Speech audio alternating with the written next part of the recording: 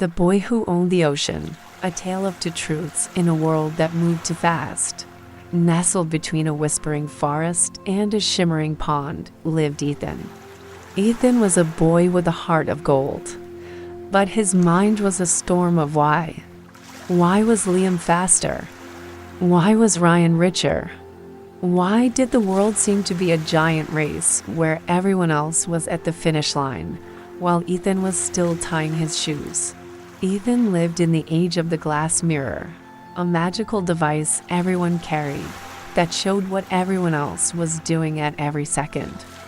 He would scroll through the mirror and see a girl across the ocean eating a feast, or a boy his age winning a trophy. Each time he scrolled, he felt smaller.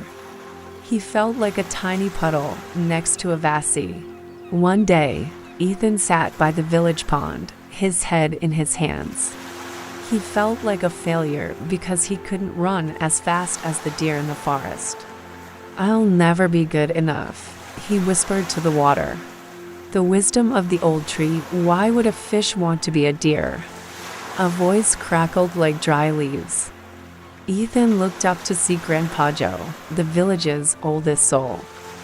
He led Ethan to the great oak at the center of the village. "Look at this forest, Ethan," Grandpa Joe said. "Is the apple tree sad because it isn't as tall as the coconut tree? Does the coconut tree cry because its fruit isn't as sweet as an apple? No. They both just grow. If the apple tree spent its life trying to be tall, its apples would rot on the vine. It would be so busy looking up that it would forget to feed the people below." He took Ethan to the pond and pointed at a silverfish darting through the reeds. "If that fish spends its life trying to fly like a bird, it will live its whole life thinking it is stupid. It will ignore the fact that it can swim across an entire ocean, a place the bird can never go. You are trying to fly, Ethan, but you were born with fins of silver and a heart meant for the deep." Ethan felt a spark, but it was dim. "Even if I stop comparing myself, Grandpa, I still can't get anything done. I watch videos of heroes, I get excited for an hour, and then I just stop. I have no spark." The fisherman and the secret of the root. Grandpa Joe nodded and led him further to the river bank, where a man named Ben was training with an old fisherman. "Ethan wants to know about the spark," Grandpa Joe told the fisherman. The old man laughed, pulling a heavy net from the water. "Spark? Son, motivation is a lightning bolt. It's bright and beautiful, but it's gone in a second. You can't cook your dinner on a lightning bolt. You need a steady fire. That fire is discipline." He pointed to a patch of dirt where nothing seemed to be growing.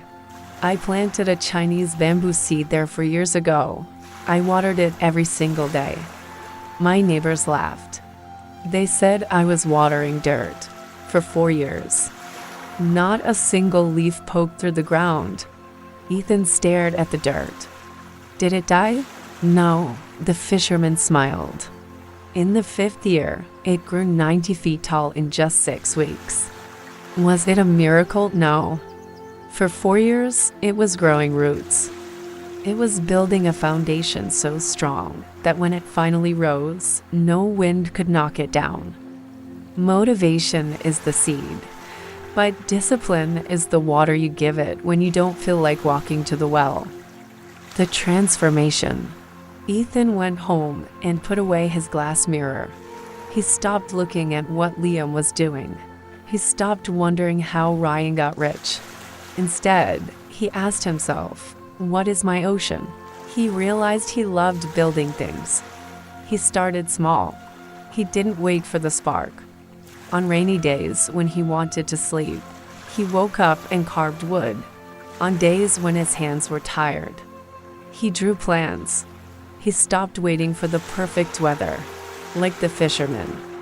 He showed up at the river of his work every single day. Years passed. The boy who felt small became the man who built the village's first great library and workshop. He didn't just build a business, he built a legacy. One evening, a young boy came to Ethan, looking sad. "Sir, how are you so successful? I'll never be like you." Ethan knelt down and handed the boy a small wooden fish he had carved. "Don't try to be like me," Ethan said softly. "The sun and the moon don't shine at the same time, but they both make the world bright. If you try to fly, you'll feel like a failure. But if you focus on your own swimming, one day you will own the entire ocean." The moral of the story: your path is yours alone. True success is found when you stop measuring your worth by someone else's yardstick and start watering your own seeds with discipline. If you wait for feeling like it, you will never move. If you do the work anyway, you become unstoppable. To social media quotes inspired by the story: "If a fish tries to fly, it will always feel like a failure. But if it swims, it can conquer the entire ocean." Comparison is the thief of joy. Your path is different because your purpose is different.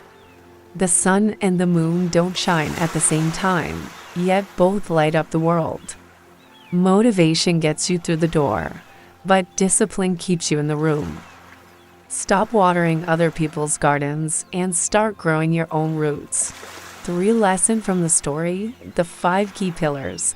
The lesson is that consistency beats intensity.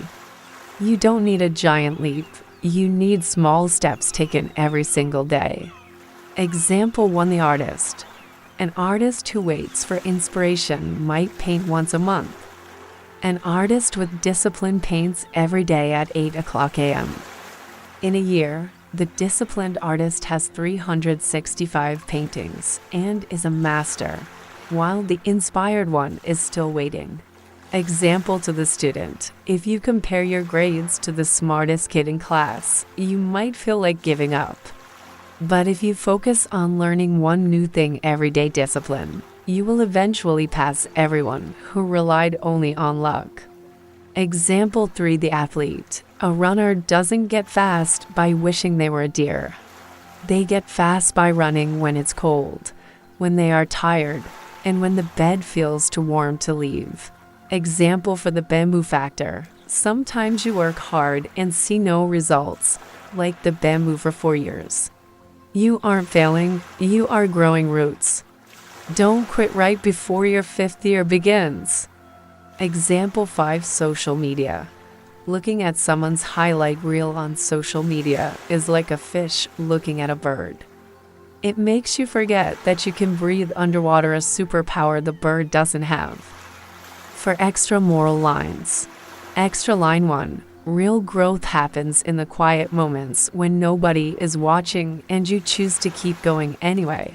Extra line 2: you are not behind in life. You are exactly where you need to be to build the foundation for where you are going. If you love this quick motivation blast, hit that like button, subscribe for more content, and I'll catch you in the next video.